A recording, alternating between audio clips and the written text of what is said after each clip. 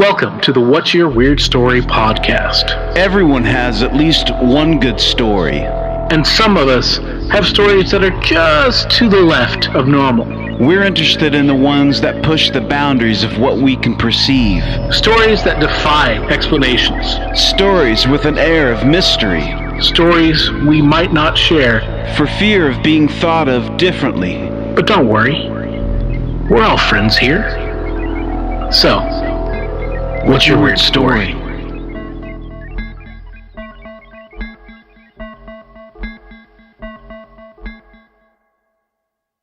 Hello, Weirdsville. Thank you for tuning in once again to the What's Your Weird Story podcast, your internet radio show, like the days of old, focused on storytelling of weird experiences. And with me is one of your weird hosts, Barry Johnston. I'm definitely weird. Yeah. And then and then let's be honest, I'm the weirder co-host, Adam Beebe. How you doing, man? I'm doing all right, man. Good. Spring is here. Yep. And as we all look outside, and it's starting to get warmer all around for the most part. Although there were some snow recently, a couple weeks ago, places. Yeah. But, it's getting warmer here. You can see the everything's coming back to life. Yeah. And that is really affecting me in a negative way with the return of the dreaded allergies. Yeah. Yep. It's that time of year. I'm starting to feel it too a little bit. I don't have real bad allergies, but it does seem to.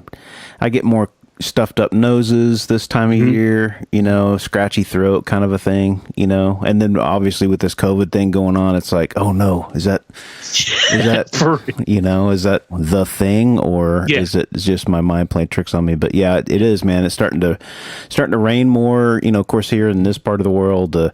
The thunderstorms are kicking up real good. We had a big one last night, man, and it dropped some serious hail, and it hit probably about 4:00 in the morning, and it was like golf ball size hail, and it was pounding the roof, man. We got a wood roof, so it just makes a hell of a racket. So I bet it does, man. Yeah. Do you have any hail damage?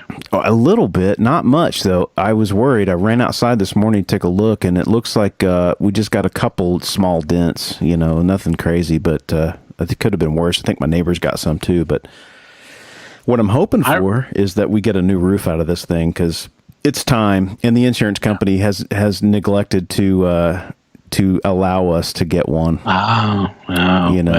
Well, and it's a shake shingle roof, which is illegal here in Oklahoma now. You cannot put a shake roof on anymore because highly flammable, obviously. But they're super expensive to insure, so we pay a boatload of money every year for it.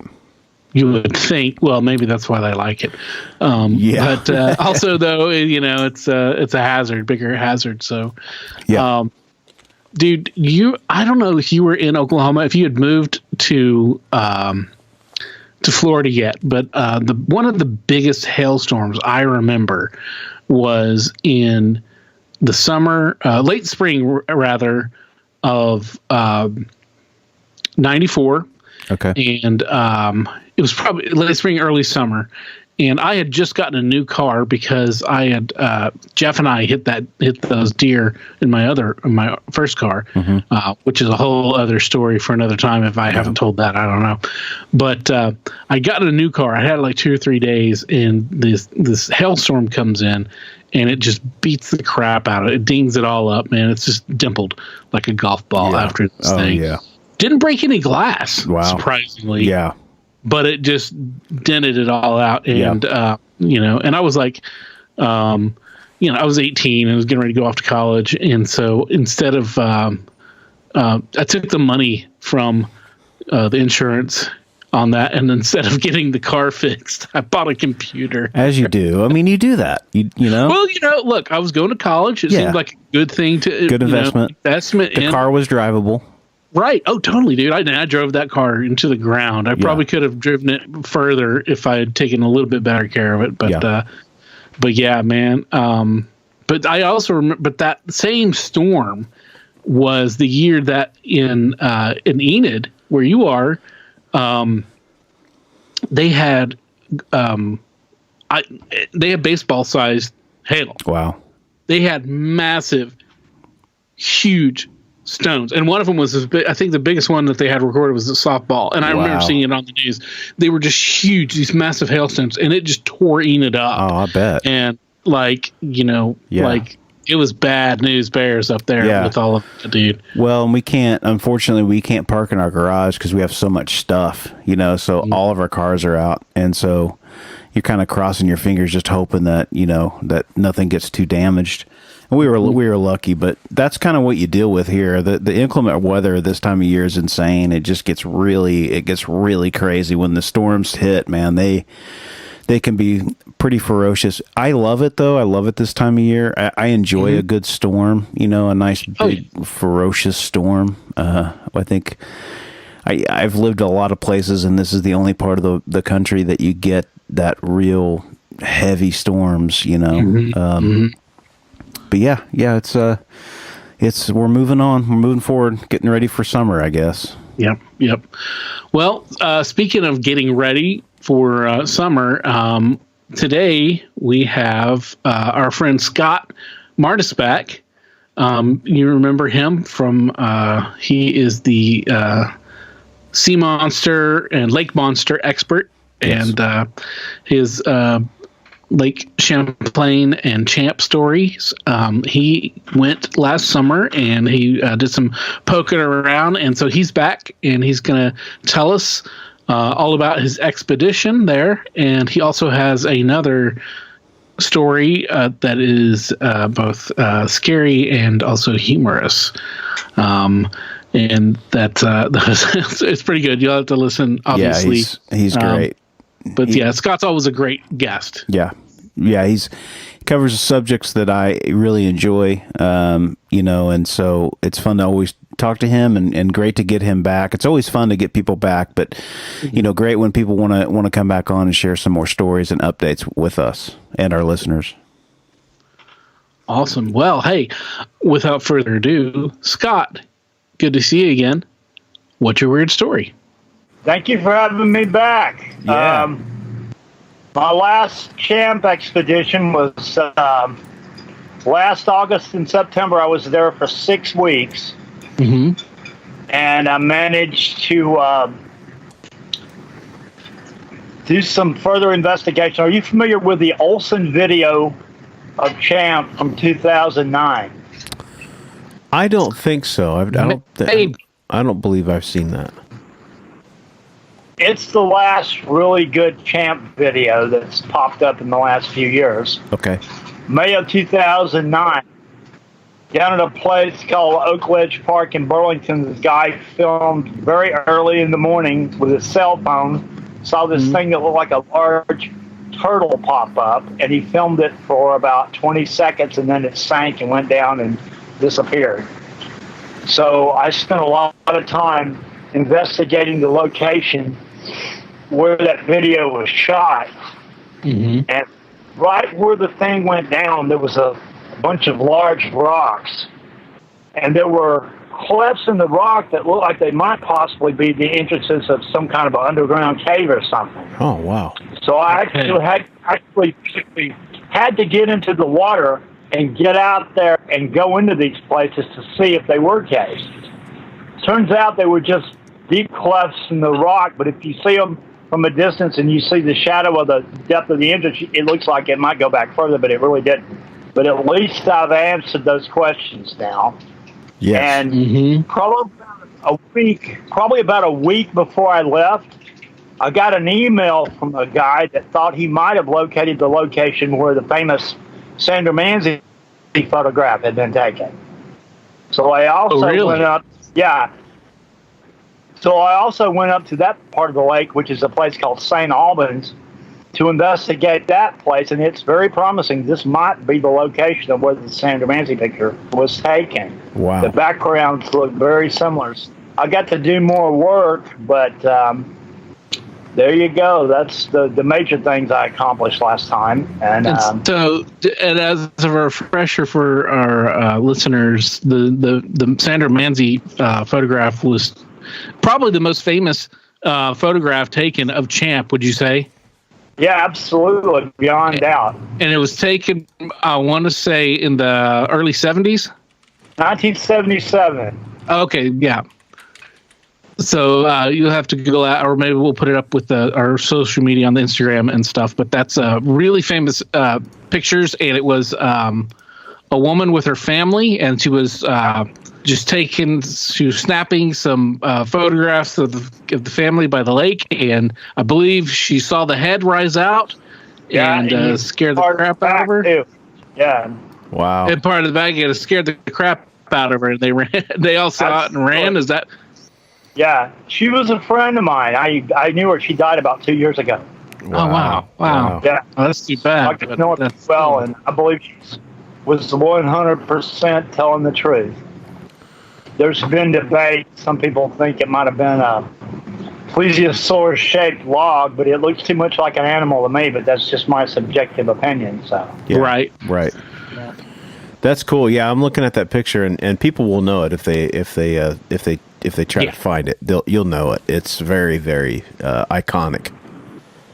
yeah, And the discovery of that photograph is what really put Champ on the map as far as world media attention. Yeah, Yeah. that's cool. And I looked at the video that you had mentioned as well, and that is definitely, like you said, there's something that it looks like a turtle popping its head out, but obviously it's way bigger than probably any turtle you've ever seen. It's massive. Study of the video has said that it's probably in the neighborhood of 6 feet long.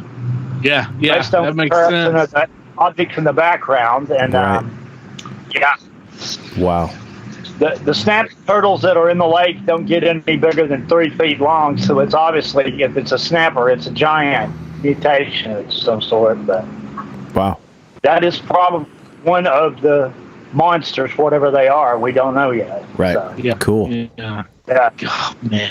Do you feel Tell like you, a giant it's scary.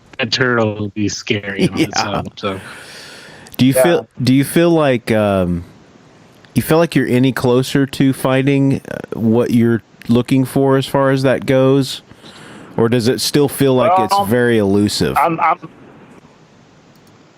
I've made better progress in the last 5 years than I did with the previous 22, so things are looking up. Great. The best results I've had are with underwater cameras and sonar.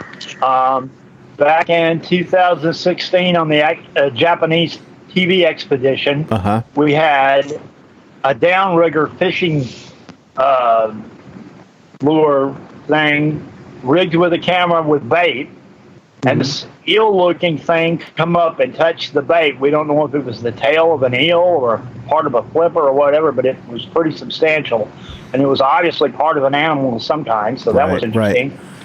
And Wow. in 2017, we got an interesting sonar hit on a underwater side scan sonar. Something swam under the boat. It was about 10 to 13 feet long and shaped like a Nessie. So Wow. that was interesting Wow. too. That's the two most promising things. You know, and that all happened, like I said, in the space of the last 5 years. Right. And before that, I'd only had a sighting back in 1994. So Right. if I think what I'm trying to do seems to be working, and if I can just keep applying what I've done for the last 5 years and get lucky, maybe things will finally, work out. Right. We'll see. I think people out there that might be skeptical towards something like that, just remember that we didn't know that giant squid were a thing up until pretty recently. So, there'd always 1870. Right. Yeah, there was always, the folklore of pirates and stuff and sailors and seeing these huge creatures, and we always thought that they were sort of fairy tale fantasy type creatures, but reality of it is that they exist, and so I don't doubt that there's something like that could be living in these enclosed landlocked lakes that Yeah, Lake Champlain used to be part of the ocean too. They know that for Right. a fact because they found well seal skeletons. So Right. something could have very easily been left behind. You know? Right. And how deep is Lake Champlain? Because I know, like, one of the things about Loch Ness is it's pretty deep. I believe 400 feet. Yeah, so that's plenty of Yeah. plenty of space to be swimming around, man. Yeah. Yeah, and it's 120 miles long too. There's Yeah. a lot of water. There you go. That's a lot of water. Yeah. Wow. Yeah, it is. You get out in the middle of it on a boat, you think you're out in the middle of the ocean. Man, I don't doubt it. Bet. Yeah. Yeah. Wow. Cool. Well, that's cool, man. Thanks for updating us on that. Yeah. Yeah, we definitely. And you got other. You said you've got some. You're going to be going back this fall, correct? Or the end of the summer? Late summer, yeah. Are you guys familiar with the story of the teenagers that were allegedly attacked by a sea monster off Pensacola, Florida in the early 60s? No. Well, anyway, I'm supposed to be interviewed about that for a show on the Fox channel or Fox Nation Network sometime next month. And then in May, I'm supposed to be doing something on Champ. So we'll see how Cool. that works out. Great. That's awesome. Very good. Fantastic. And then I've got my expedition planned for August. So that'll be interesting. I'm going to try to follow up on some of the stuff I didn't get finished with last trip. So, Great. yeah. Well, good. That'll be great. Good. Well, cool deal. So I guess that catches us up, and you had a recent event that is completely unrelated Yeah. to. Absolutely. This is very strange. Last Saturday night, it was 3:00 in the morning, and I'm farting around on the internet, and I hear this noise. So I go to the front door to look out and see what's going on, and I notice this object standing in the driveway. And it was in the dark, it was in shadow, and I looked at it and I thought, well, that's a woman standing in the driveway. What is this woman doing standing in the driveway? And I kept looking at it, staring at it, looking like she was wearing white pants, a pair of white shoes, and some kind of a shawl or poncho. And I kept looking at her, and then I noticed, hey, she's got no head. And I'm like, what in the hell is this? So I'm sitting there, the wind's blowing, so you can see the clothing or the cloth flying around a little bit. So that made it look slightly alive. So I'm sitting there thinking to myself, I don't really believe in headless women. I've never seen one, but I've got to go out and see what in the hell this really is, because I couldn't make it out. So I'll go and I grab my cell phone, which has a camera in it, just because it was convenient, and walk out there, and I can't tell what it really is until I get right up on it. And then I get right up on it, and I realize it's one of those fold-up canopies. And the neighbor had left it in the driveway. And early in the day, I hadn't been there, And I'm like, oh, that's what this is. But in the dark, in the shadow, it looked like a headless woman standing there in the driveway. It does. Yeah, I'm looking at I took pictures of it, and I took one of the pictures, and then I darkened it to make it look like it looked in the dark. Right. Yeah. I turned the contrast down to make it look like in the dark, and you can see in the dark it did look like something. Yeah, it does. That's funny. Scott sent us the photo. We'll have that for the social media as well, and the Instagram and whatnot. But it is a weird looking thing. Yeah. Well, it's a phenomenon you call pareidoia, where you see an object and you think you're seeing one thing, and it's your mind playing tricks on you, making you think that you see something else that's not really there based on the shade. Right. That's what they call pareidoia. We have And that has a big deal to do with paranormal stuff, you know. Sure. People think and they don't always have the chance to go back and take a second look about what they really saw. Yes. You know. So let's say somebody saw something like that standing on the side of the road and only got a glimpse of it, and we're too freaked out to go back and look again, you know. These things happen. Yeah. Oh, for sure. For sure. Like, some people think that you've heard of the Loveland Frog, right? Yes. Uh-huh. It's about 20 minutes right up the road from me, actually. Yeah. So anyway, you know, a lot of people think that the cop really saw a hairless raccoon or something like that standing next to the side of the road and didn't really get a good look at it. I mean, I don't know. I wasn't there, but I've heard a lot of speculation about that probably what he saw was not a humanoid frog monster. But I don't know. I wasn't there. But there's all kind of things like it was an escaped iguana or who knows what, you know? Right. But that's an example of a possible case of pareidolia. Yeah. Very rarely am I a victim of it, but I definitely was last Saturday night. That's funny. That's funny. I'm looking at that picture, and it's funny because we have one of those at the brewery, and it's a fold up canopy that you can get, and so it all collapses down into this, like, you know, usually you can put them into a carrier, and it's like a long rectangle type thing. And but if you're looking at it, man, I could see, like, it kind of looks like there's, you know, could be like shoulders and like a flowing sort of top to it. Yeah, that's freaky, man. Folded up legs in the dark look like a pair of white pants. Right. They do. Right. And the little white knob things at the bottom to keep the floor from getting scuffed look like a pair of white shoes. Right. Yeah. So that's great. Yeah.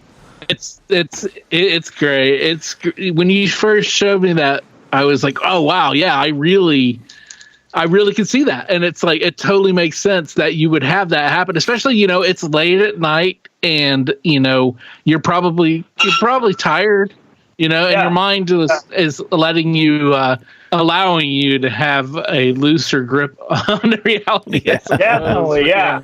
And like I said, the wind was blowing. And you could see pieces of cloth moving around, and that, you know, you could say in your head that, well, it's alive, it's moving around, you know, slightly. I'll tell you what, if I went out there and it had moved, I'd have had a heart attack. I'm not laughing at you maybe having had a heart attack. I'm laughing at just that whole situation. I agree. I probably would have too. I mean, I was intrigued enough that I had to go outside and find out what it really was. I was like, what in the hell is this thing? You know? That's great. Yeah. Well, yeah, it just goes to show you never know. It might be a folded up canopy that you're looking at. You can leave one of those out in the woods and scare the crap out of somebody. Oh, yeah. That's great. Oh man, I've schemed so many times on what weird kind of art projects you could do to leave out in the middle of the woods somewhere to just really freak people out. Well, if you put some little thought into it, man, you could really cook up some stuff, you know, Blair Witch kind of stuff. You know? Yeah. Well, there's stuff like that, and like I've heard about people coming across like stairs that just come out of the ground and go into like several, you know, like what would be several flights up, but there's nothing for it to, you know, have like there's nothing like it giving any kind of evidence of what would have been near it. So all sorts of things that you could do to make it fun for somebody, make life have some mystery and magic, I suppose. So. Yeah. It's like that Winchester house. You remember that house out in California that was... it was built like that on purpose. Right. Stairs going nowhere, and doors that opened into no rooms and everything, She just kept building and building and building. I guess they said that to keep the ghosts at bay or something like that, but... She was convinced that it was, I can't remember her first name, but Mrs. Winchester, her husband was the heir to the Winchester rifle money. Yeah. That family. And so when he passed, they had more money than, the Pope or whatever. They had so much money. And this was back in the day, like I want to say 1800s, late 1800s, early 1900s. I can't remember exactly. But she was out of some kind of spiritual contact through a medium or something. She was convinced that she was to make all these rooms and keep all these rooms in the house and keep it constantly being built to keep the spirits satisfied. And there was all the spirits that were supposedly killed by Winchester guns. And so that would have been just, a lot of them. There's actually a really nice documentary on YouTube made in the 60s about the Winchester House. And it's narrated by Lillian Gish, the actress. Huh.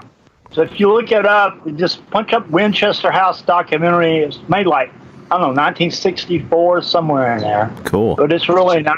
It shows the real house and everything. That's cool. Yeah. Yeah, and if you guys haven't heard of the Winchester House, definitely Google it, look it up. It's really cool. It's got some weird architecture going. I mean, it's got doors that open to nothing, stairwells that go to nowhere. There was a horror movie made about it a couple of years ago with Helen Mirren. Oh, was there? Huh. Yeah. It's just called Winchester. Okay. Yeah, look it up. Cool. Maybe I remember. That sounds kind of familiar. I'm not sure. But yeah, it's a really cool place and worth investigating. And you can, I believe, I don't know if it's still like this, but I believe you can go out and tour it. I think so. I think it's a museum or something. Public, right? Something like something probably like something like that. One of the most famous haunted houses in the United States, definitely. Yeah. Mm-hmm. Right. Yeah, that'd be cool to check out. Awesome. Good stuff. And maybe she had maybe she had a canopy, a fold up canopy too, outside.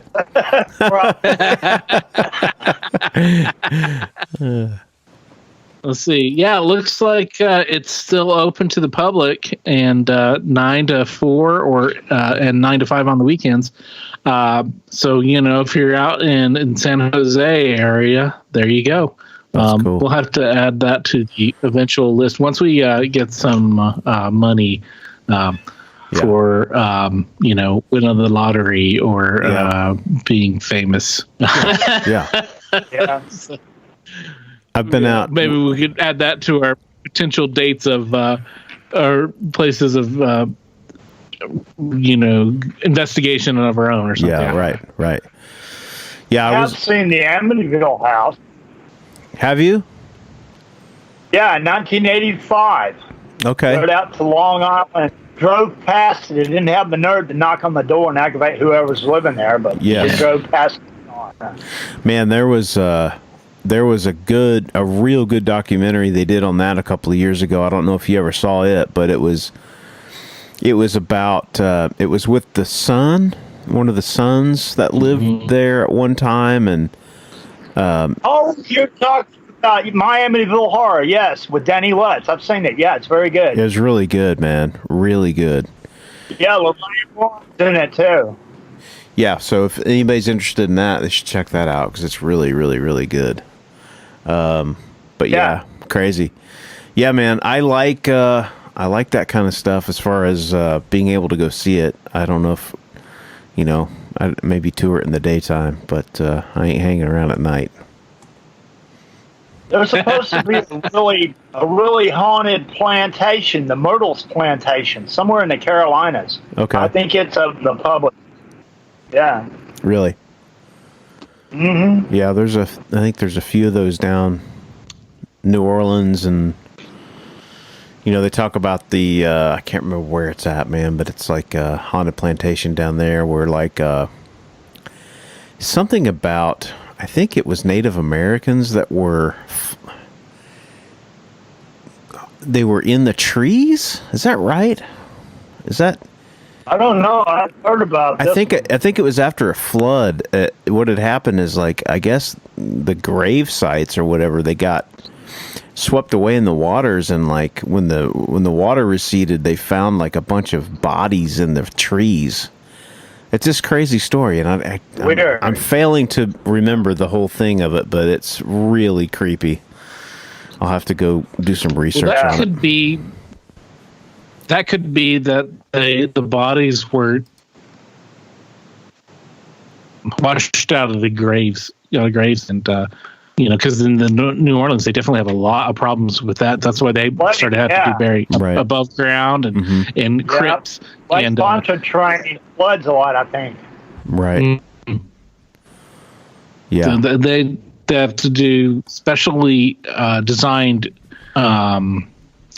coffins with a little secret tube or something in there that has identifying marks. Like it's got a little paper that says this is this person who he belongs to this cemetery, this lot or whatever, and all that stuff. Yeah, because they were having so much trouble with flooding and everything, with the bodies floating down. And, right. But God, that would be a horrendous sight. Oh, it'd be terrible.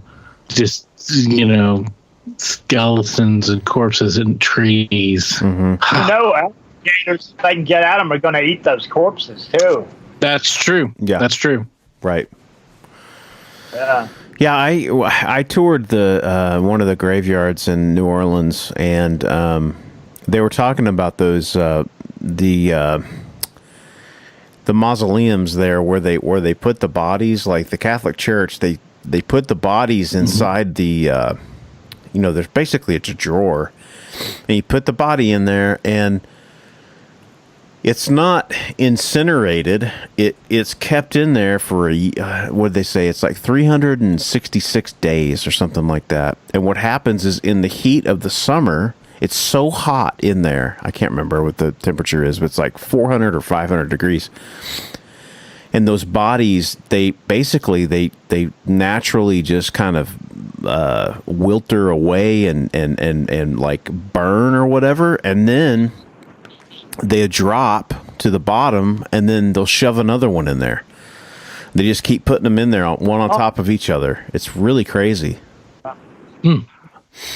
But I went to the one where Nicolas Cage has his pyramid mausoleum that he paid like $500,000 for. Yeah, dude. It's a pyramid. I heard about that. Yeah, it is crazy. It's in the middle of it's where the famous voodoo priestess is buried. Okay. Yes. Yeah. Yeah. And the tomb that they think she's buried, that everyone thinks she's buried in, is actually not that one that everyone keeps going to. But his pyramid is like not far from her grave, and it's in the middle of this thing, and it's so odd because you're looking at all these really old looking mausoleums and weird things, and then you see this pyramid. And that's his. He bought it, I guess, when he was down there working on a movie or whatever. But I guess that's where he's going to be buried whenever he moves into the. Speaking of Nick Cage, have you seen The Color Out of Space yet? The what? The Color Out of Space, his new Lovecraft movie. No. Oh no. It's good. I liked it. Is it? It's him and Tommy Chong. Oh, really? Oh, wow. Oh, wow. Yeah. Huh. Decent. We should. Barry, we should have asked Micah about it. Right. He's a Lovecraft fiend. He does that. That's great. Oh, me too. I've been to his grave. Oh, have you? Yeah, he's buried in Providence, Rhode Island. Right. Wow. Yeah. I'm a huge fan. That's cool. Well, I think the last thing I saw of him was he and Vince Neil getting in a fight with each other outside the casino. Have you seen that? Oh, it's hilarious! It's hilarious. Vince Neil, I guess, owes him money or something like that, and they are drunk, man. I mean, wasted, and they are yelling at each other. And some lady comes up and I think he hits her or he shoves her. Vince Neil, I think he shoves this lady. It just gets crazy. It's just crazy. I laugh so hard at that. Man. It's probably on YouTube somewhere. It is. Oh, it is. Yeah, just look it up. Yeah. If that lady's out there listening, please get a hold of us. We want to hear that weird story. Absolutely. Yeah. Well, man, thanks, Scott, for coming back on and sharing with us, man. I enjoy it. Yeah, absolutely. Anytime. I see any more weird shit in the driveway, I'll be sure to get a hold of you. Do that, and let us know how your expedition goes, man, this year. And I will do that. Let us know when you're going to be on the networks and doing your thing, and we'll promote it for you too. All right. Yes. Thank you.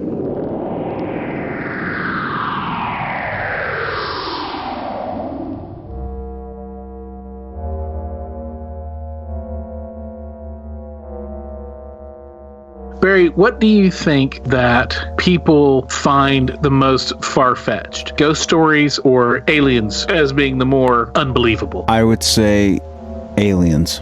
I would agree with that probably too, because I think with ghosts, there's a part of the belief system that is abound throughout the world, and we want to have some kind of assurance of some form of life after death. Mm-hmm. Whereas with aliens, it's unknown for sure. It's completely unknown. We have only our imagination. We don't have a lot of universal stories that we agree upon that these things exist, maybe. To believe in aliens is to believe that we are not the sole existence of this world, which goes against a lot of belief systems. It definitely does. But the great thing about what we're doing here is we are open to all your stories about ghosts or aliens or anything in between or anything outside of. We're not here to judge. We're here to just talk and to share. And we don't want you to think you're crazy because you're not.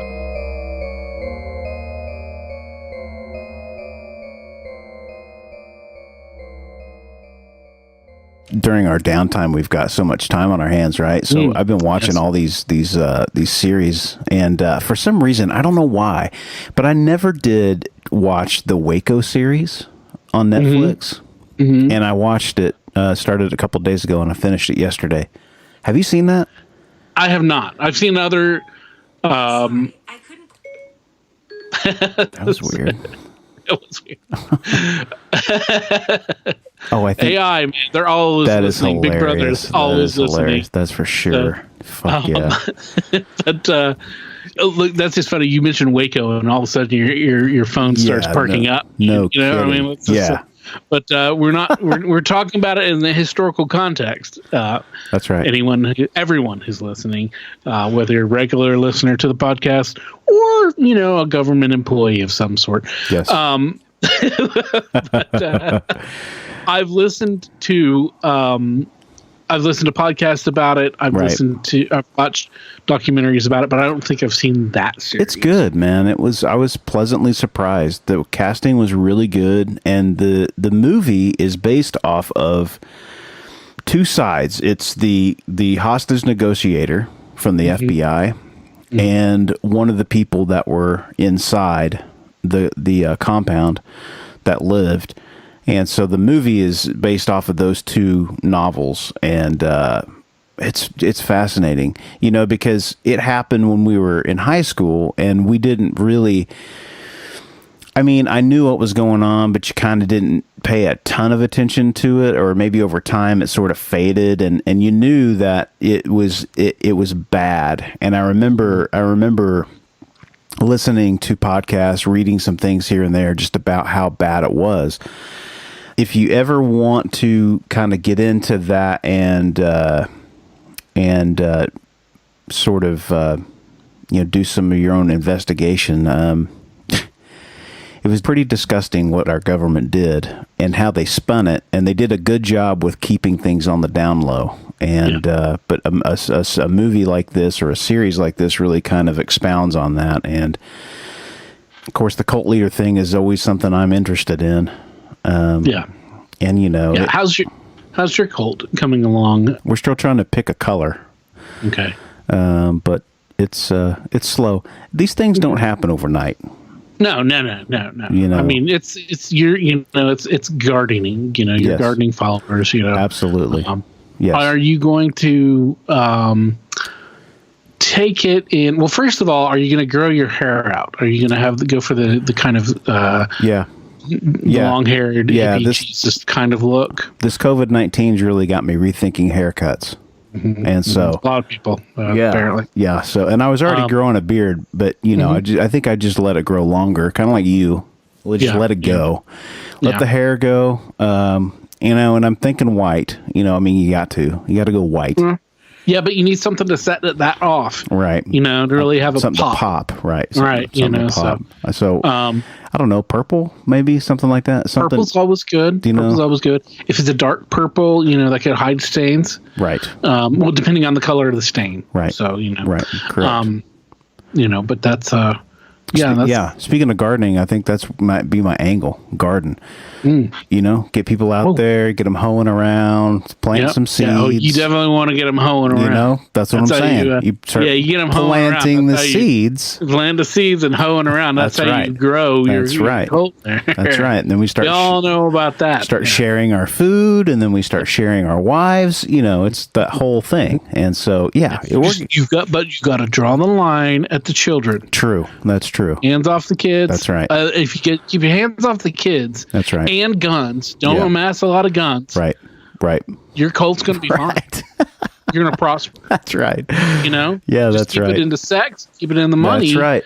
You know? Yeah. And vegetables or whatever. Yep. And then, but just, you know, let the kids be kids. Don't touch it. Don't let anybody touch them. That's right. You know, and don't amass guns or any kind of other weaponry. Yeah. You know? Right. You know, and then you'll be good. Right. You'll be fine. Well, I already have a guitar. You know? There you go. You're set, man. That's the only weapon I need. That's right. Right. Kind of like Koresh. But, you know, but that was what was, I think. Apparently he needed more weapons. So, right. Yeah. Well, what's funny in that series is that I always thought, because the FBI put the spin out that they had amassed these guns and they were the ones that initiated the firing. Right. And that was just not true. And in fact, Koresh, as flawed of an individual he was, he actually wanted to keep it very peaceful and did not want to harm anyone and did not want to shoot and did not want to do any of that. And it was the impatient folks in the FBI that wanted to flex their muscle a little bit that kind of made it come to head. But anyway, so I'm learning from Mr. Koresh, and I'm going to make sure that my cult does not get raided by the FBI. So excellent.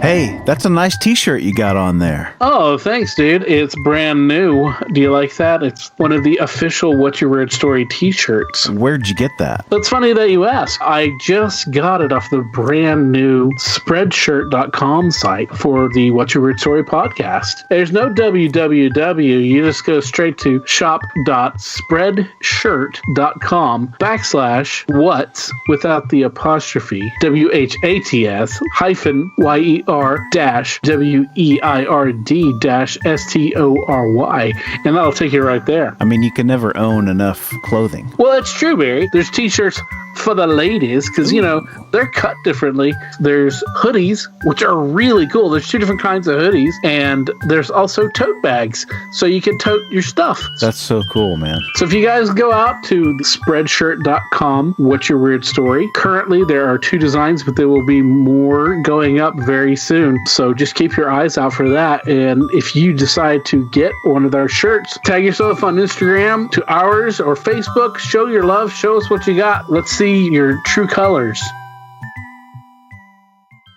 Well, in my spare time during this, I've been doing some little bit of reading and investigating on the internet, and I found this recent article pop up about how there had been these UFO sightings in recently in Detroit and in Cleveland, and it was right at the beginning of April.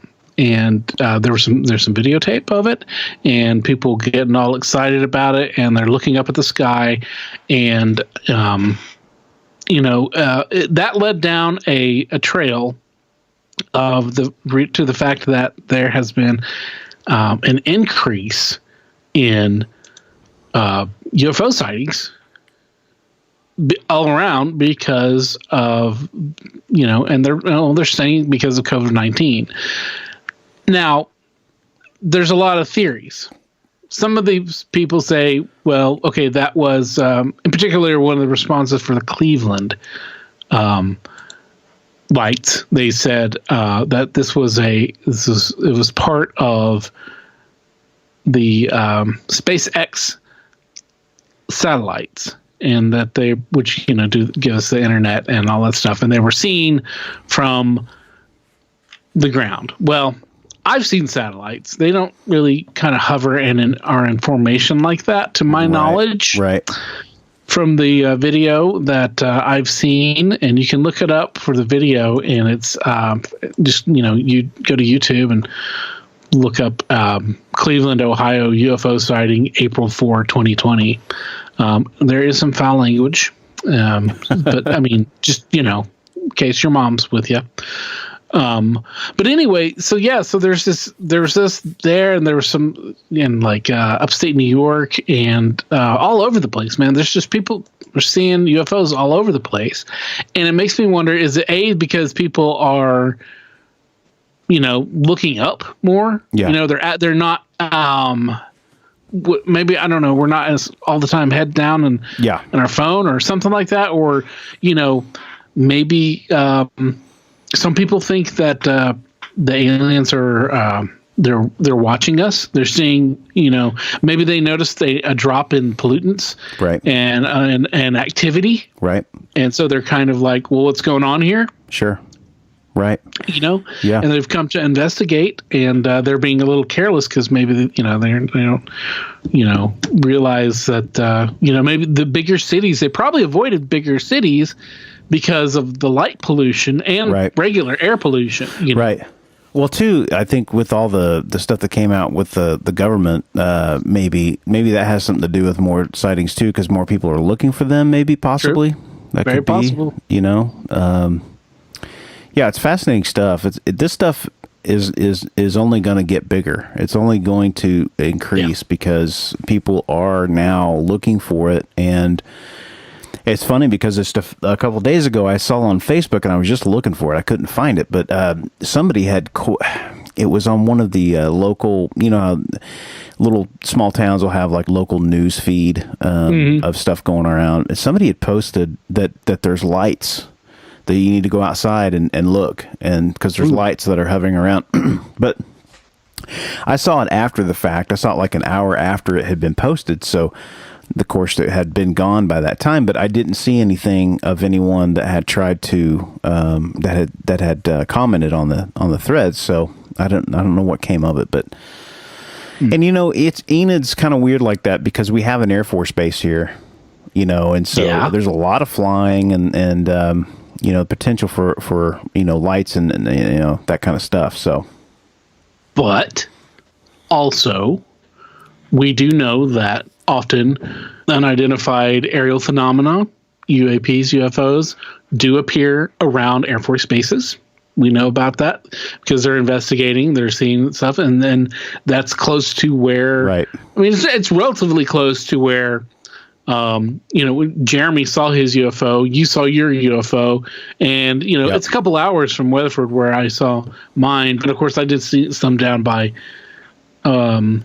Kingfisher as well. So, but still, it's not unheard of for that to be a correlation, to have both of those things there. 100%. Yeah. If anything, it maybe adds to it possibly, because there could be, God knows what's going on, trying to invent stuff and, try things out. And a place like this could be, a prime place for that. Cause we're not overly populated. We're, a city of 50,000 people. So, but it's pretty cool. It's just something that I saw when you were talking about that. I was like, oh man, I remember seeing that the other day. But yeah, I think maybe the more people that are paying attention, now we've got the COVID-19 going on. People are at home. They got nothing to do. So sometimes they'll go out and, maybe hang out on the front porch or whatever and just, no telling, and like you said, no light pollution. Some of these cities, you see the pictures of them, you're like, oh my God. Yeah. I've never seen Los Angeles that clear before. Yeah. And air pollution as well. We've seen that. Like they've reported on that, which has been a benefit, a beneficial factor of what's happening in this unfortunate global pandemic. Right. But, so yeah, it's like now's the perfect time to really get into and do deep dives into any weird subject, any normal subject, any subject that you've ever had a mild interest in. Go for it, man. Really get into it. Don't just Google and read one or two articles, man. Chase that rabbit all the way down to where it's the end of that hole as you can, or as far as you can. Right. Don't lose yourself. Yeah, it's true. Don't lose yourself, because you can do that if you're you can get into places where, or they can, where it gets a little cuckoo banana pants, but just keep it together, be aware, be reasonable, just read information, read both sides of it, and inform your own opinion, but don't lose yourself, but also just enjoy it and, teach yourself, like that way as we can, as we do now, so. Yeah. Be skeptical of the skepticism, I think, is important, because you can get lost in that stuff and there's a lot of it out there, but at the same time, I mean, that's kind of what I do. I really get into stuff and I try to just vet it as much as I can. And I think you get smarter for it. At least you're educating yourself on a subject that you were interested in, and it's good stuff. We got more time to do that right now, so why not educate yourself on your downtime? Yeah. Yeah, and also it's fun. Right. You learn fun things you can bring up at parties, and that's right. Learn magic. Learn some magic. Man, learning magic would be fantastic. Yeah. It's card tricks. Yep. Or, learn how to make your own cryogenic machine so that when you die, you can put yourself on ice and save yourself until they've cured whatever it is you died from. That's perfect. 2,000 years in the future. Absolutely. Absolutely. I don't really, that's basically cryogenics right there. You freeze yourself after you die. You freeze yourself. I don't know if how many of our listeners have heard of cryogenics, but it's a very interesting thing. It is. Athletes use it, and it's become a very therapy that a lot of them do. It helps regenerate the blood flow to the muscles and extremities and helps heal things quickly. And I think it's a way of the future. Why not freeze your whole body? Yeah. But also, when you're learning all this crazy stuff, be careful of conspiracy theories. They can get you. They can wrap around you like a vine. Yeah. So you just got to keep yourself. They're fun to look at, but don't jump in. That's true. That's true. So one of my favorite authors is a comic book author, and he's also written a lot of and books and stuff, and there's been a lot of movies made off of what he's written, but his name is Alan Moore, and he had this quote about conspiracies and conspiratists, and I just wanted to read this because I found this while I was going on through my weird stuff, and it's interesting. It's like, and I quote, it's like, "The main thing that I learned about conspiracy theory is that conspiracy theorists believe in a conspiracy because that is more comforting. The truth of the world is that it's actually chaotic. The truth is that it's not the Illuminati or the Jewish banking conspiracy or the gray alien theory. The truth is far more frightening. Nobody is in control. The world is rudderless." Wow. Yeah. That's great. That's really cool. But, Yeah, it's very true. It is very true, man. I mean, we're seeing it right now. Yeah. We're seeing it play out in front of our own eyes. And sure, there's powers that be, but that doesn't necessarily mean that they have control over the entire, piece of the puzzle. It's interesting, dude. Wow. Yeah. Yeah. That's And prophetic. we know that, in the end, Mother Nature always wins. So Yeah, that's right. we're just another small, tiny cog, if that even, in the universe. Yeah, exactly. But hey, you know what?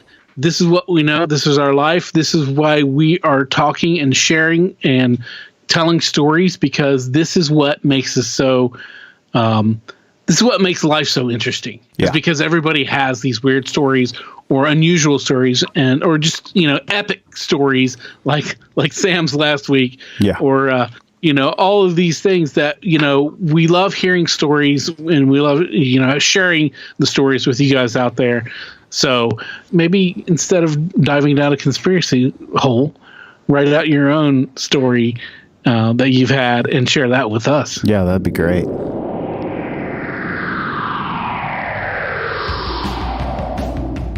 And the girl, the babysitter girl, she picked up the phone, and there was a policeman on the other side, and he said, "We've tracked the phone call, and it's coming from inside the house." Whoa.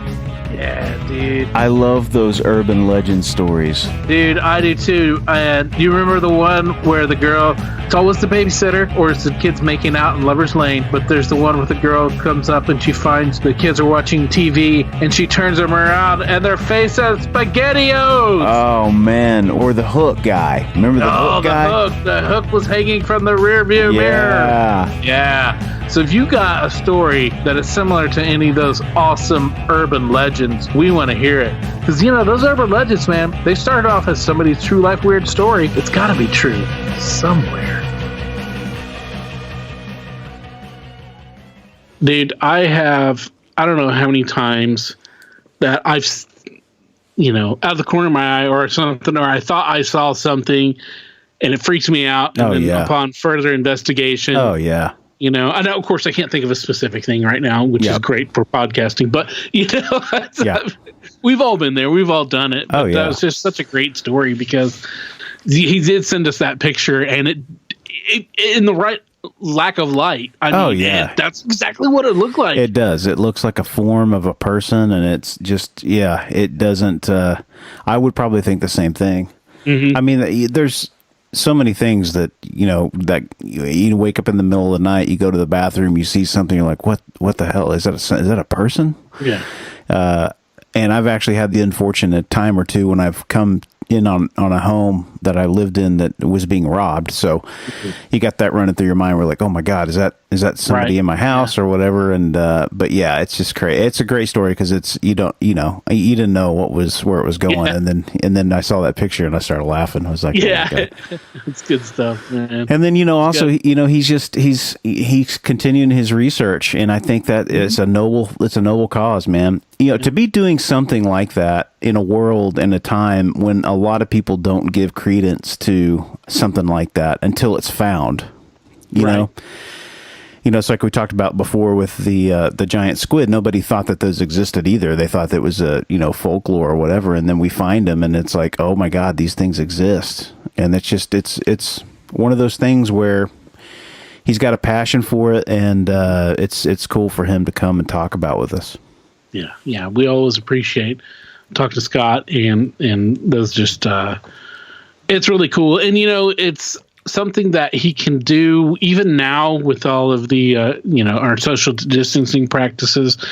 He can still do that because he's out away from other people, generally speaking, not in mass, not in large groups. And he can still pursue that. I don't remember if he said that he's got somebody with him this year or not, but yeah, that's we wish him all the luck. We hope that he finds Champ. Yes. Or Champs. Hopefully he gives us the exclusive if he does. Yeah. Yeah. That would be and then awesome. Of course he's always on TV. He'll probably be on TV before he that's true. talk to us. That's true. Because he's got the upcoming TV appearances anyway. Right. So Yeah, for sure. Yeah. Awesome that he's continuing to do that, and we wish him the best for sure. Yeah. All right, guys. Well, thanks for listening once again. We will see you next week. And next week, we have for you some spooky stories from Julie, who has some spooky stories. Yeah. Back into the Hauntedville. That's right. And you guys will enjoy it. It's really interesting stuff, really, really cool stuff. So we will see you in 7 days if you listen to this on the day that it drops. We'll see you next time. How about that? All right. Be safe. Be weird. As always, if you have a weird story, we want to hear it. If you have a lot of them, we want to hear them all. We can't do this podcast without your invaluable contributions. Whether it's sharing your stories, listening, rating, and spreading the word about the podcast. Thanks for listening. Till next time, be safe. Be weird.